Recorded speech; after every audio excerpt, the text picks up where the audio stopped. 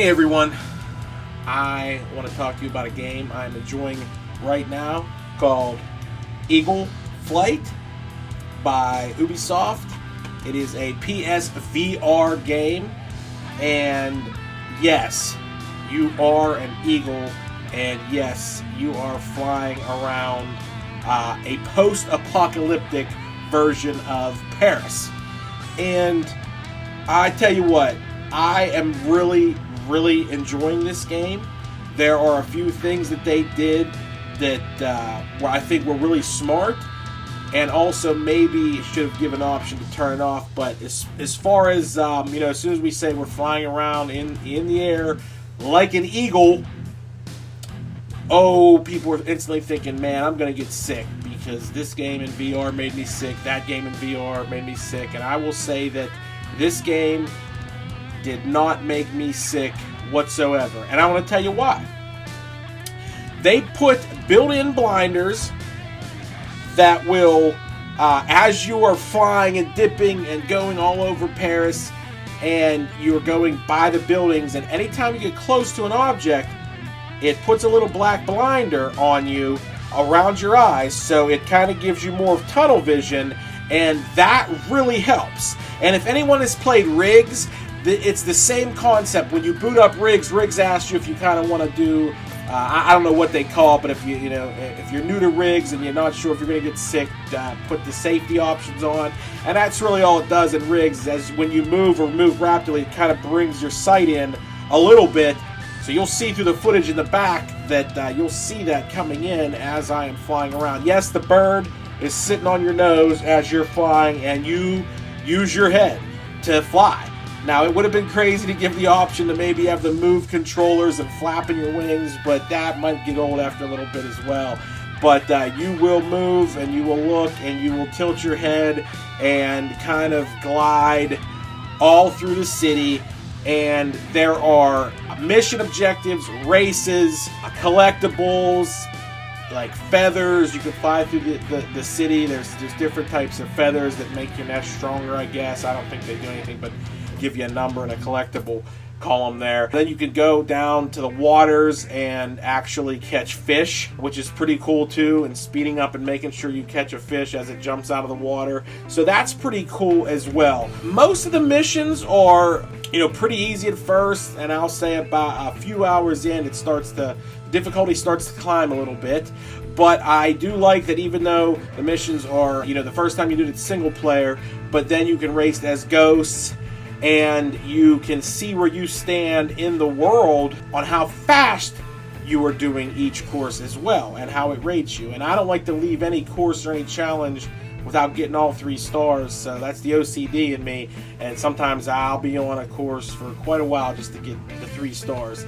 But I don't have much complaints in the game. Is it a complete experience like something like Assassin's Creed or Grand Theft Auto? No.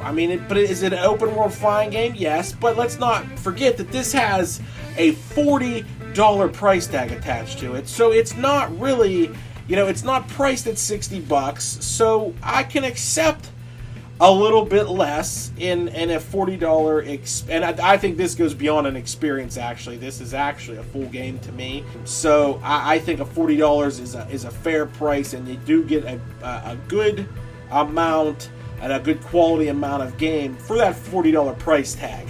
So if you want to experience VR flying as an eagle, flying through a post-apocalyptic Paris where nature has taken back over the city, and elephants and zebras and tigers are running through the grassy, overgrown streets, then I think that is the game that you might be waiting for on your VR. Also, I want to talk about the multiplayer. Now, it seems to be definitely a tacked on little thing, but there are some cool elements that this awakens in me to see how it will develop in the future. The multiplayer is a 3-on-3 team deathmatch, basically kind of a carry the flag kind of deal. I'll explain that in a second. But what's cool is when you are in the lobby, you are actually on a perch of a building, and you're looking at the other Eagles on your team and the other Eagles across on the other building, on the other players, and I just thought everybody was just, maybe a bot representing a character. But as we looked at each other, everybody started going like this and kind of headbanging and shaking their heads, and we were all doing that. So it was definitely other players in that lobby with me live with their headsets on doing that.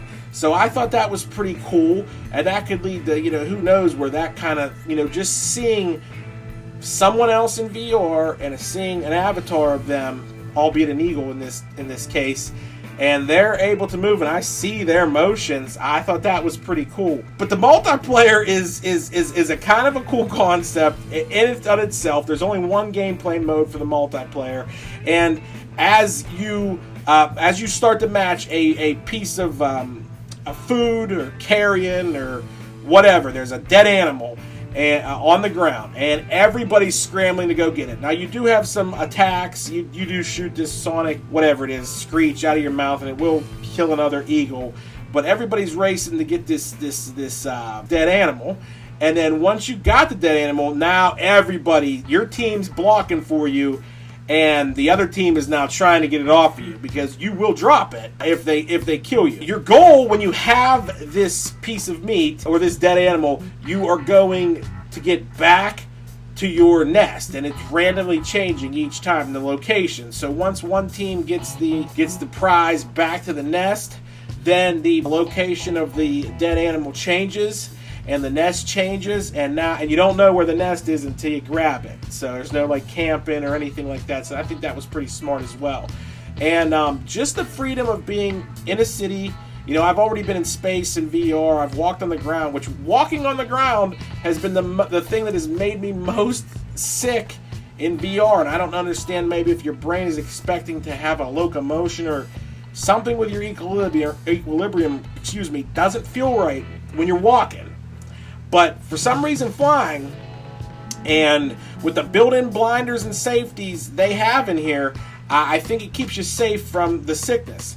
However, I do want to say that it would have been nice to include an option to turn that off once you get used to flying. So we'll see if maybe that's in a future update, or hey, turn off the safety precautions, or some kind of option I'm already missing. If I did miss it, shoot me a comment below and tell me how to do it, because I've looked in the options, and I've looked, and I can't seem to find where to turn that option off. I'm not saying I want to. I just wanted to see if I'm strong enough to not get sick flying around. Maybe I'm not, and maybe it's a great thing when I can't turn them off. So anyway, Eagle Flight, fantastic value for $40. You're getting an open world game, lots of stuff to do. People are saying there isn't much to do, and it's chinsing out. I mean, remember, this is $40. You don't judge a $40 game by a $60 game quality. So Ubisoft, I think you did well. I think you demonstrated a cool thing that wasn't even thinking like, oh, VR, let me fly like an eagle. No, I saw this, I'm like, man, that's gonna be stupid. I put it on, next thing you know, I'm flying around. Hitting bursts of speed, and you hear yourself let out the eagle screech, and you just it's silly. Don't laugh at me. Anyway, you know what? You got VR. It's $40, and you want to plop it down. It gets an approval from me. So go check out Eagle Flight. Thank you for watching. Subscribe if you hate me, if you love me, whatever. Check out all the other stuff I do, and we do stream.